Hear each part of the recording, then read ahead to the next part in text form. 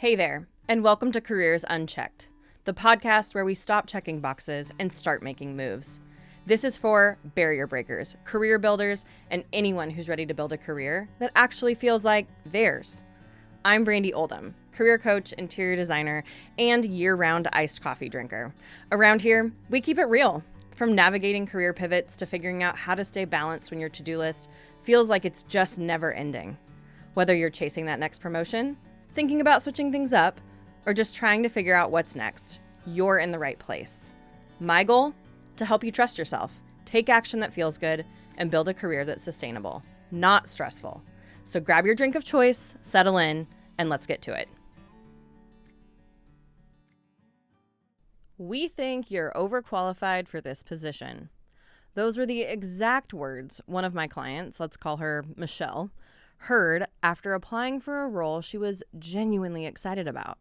Michelle has over 25 years of experience. She worked her way up from entry-level admin roles all the way to CFO. And then a couple years ago, she retired. And after some time off, she realized, I'm not done. I really miss working. But here's the twist. She's not looking for another high-pressure leadership role. That chapter is closed. She doesn't want to manage people. She's not chasing titles. She wants to return to the job she loved most during her career, working as an individual contributor in payroll and accounts receivable. She's clear. She's ready. But employers, they just can't quite seem to wrap their heads around it. And after one too many rejections, she looked at me in our last meeting and said, I just feel like I'm being punished for having too much experience. And honestly, she kind of is.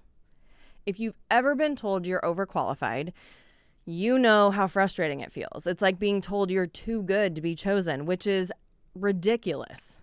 So today, we're talking about the real meaning behind the overqualified label, the two very different reasons why it shows up, and how you can reframe the conversation to actually get in the door. Let's start with a little decoding first. So when a hiring manager says you're overqualified, what they often mean is one of three things. Number one, you're going to get bored and leave my organization. Number two, you're going to want more money than I can offer you. And number three, my personal favorite, you might know more than I do, and that makes me uncomfortable. Notice that none of those are about you or your actual qualifications. They're about fear, their fear. But when that fear blocks your next opportunity, it now becomes your problem to solve. Which brings us to the heart of this whole episode. I see overqualified show up in two very different ways in coaching. Number one, the strategic step back. This is exactly what we've been talking about with Michelle. You've been in leadership, you've done the big jobs, you've managed people, budgets, crisis, on, and now you want something simpler, steady, fulfilling, but without the added pressure. And there's nothing wrong with that. Our life works in seasons, and this season needs something different. But here's where the breakdown happens. You apply with a resume that reads like a leadership highlight reel. You walk into the interview sounding like you're gunning for the VP seat, and suddenly the hiring manager is thinking, this person's going to leave in 6 months. Not because it's true, but because the story was never fully told. Now, scenario number two is the burnout backslide. This one is arguably trickier because sometimes the overqualified label is kind of accurate. And here's how it usually plays out. You've been stuck in a toxic workplace. You're tired. You're questioning everything. So you start applying to jobs that are way below your experience level because they look easier, because you just need to escape. No judgment. I've been there. Totally get it. But here's the problem. Those roles aren't going to feel easy for long.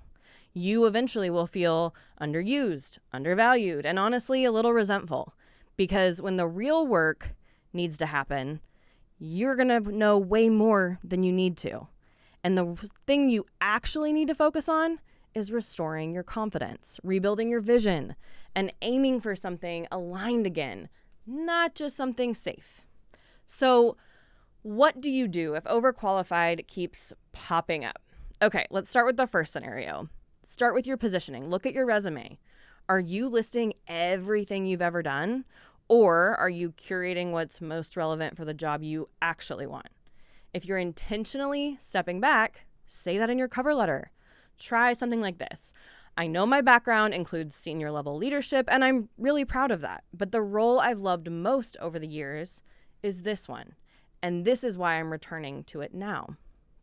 You need to own your pivot. You need to explain it. And honestly, just take the mystery out of it all. And make sure your resume matches the position, not your full story. And then you got to get in front of the concern. Hiring managers might assume you want more money than they can offer. So if your salary needs are flexible, say so. If they're not, be upfront and bring it back with the value you bring. Don't make them guess. Don't make them worry. And third, you gotta bring energy. When a candidate sounds like they're settling, the hiring manager assumes they are. So show up with curiosity, talk about what excites you, ask questions, make it clear that this role is a choice, not a fallback. Your tone and how you show up in the interview matters just as much as your resume. Number 3 is specifically important for those of us who are experiencing burnout, because when you show up in that interview, that manager's going to know. They can feel it in the energy you're bringing in the room. So if you're in that place, you really do need to take some intentional time to get yourself back to a place of healthy energy, healthy vision, and knowing what you're worth. You can do that with a coach. You can do that with a friend. You can do that with a mentor. But if you're in that place where you're settling for less than you deserve just to escape, I'm here to tell you there are other options. You maybe take a leave of absence from your current job. Maybe you save up and do a little break between. Or you find a new passion or a new hobby to reignite that creativity and bring you back to that curiosity state. All of these things can support you without making sure you take a really big detour on your career and set yourself up for long-term challenges just because of one specific chapter. So here's your challenge this week.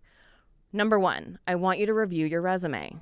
Are you telling a focused, relevant story, or are you trying to prove you can do everything? Number 2, practice why this role. Say it out loud. Make it clear, direct, and genuine. Your bathroom mirror is the perfect place for this, or even an audio message on your phone.